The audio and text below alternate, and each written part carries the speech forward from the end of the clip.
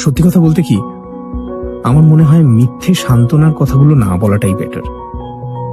তার চেয়ে যদি কেউ শুধু কাঁধে হাতটা রাখতো, পাশে এসে বসতো, চুপ করে শুনতো। সত্যিই তাই। আসলে চেনা জানা সবাই সহানুভূতি নিয়ে এগিয়ে আসে, ভালো থাকার অনেক সহজ উপায় শেখাতে চায়, কিন্তু কিন্তু আমি কাউকেই বোঝাতে পারি না যে আমি মন ভালো করার রাস্তা তো খুঁজছি না, মনের কষ্টগুলো শুধু শেয়ার করতে চাইছি। সমস্যার সমাধান তো আমার চাই না, আমি তো খুঁজছি না সেসব। আমার সমস্যাটাকে যে কান পেতে শুনবে, আমি এমন লোক চাইছি।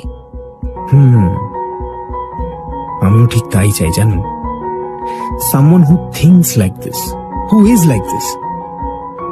আপনি একদিন কোথায় ছিলেন বলুন তো? হ্যাঁ, ভালো লাগলে একটা লাইক করে দিও, আর আমার চ্যানেলটিকে সাবস্ক্রাইব করে দিও। সো দেখা হচ্ছে নেক্সট ভিডিওতে। Thank you so much guys, by.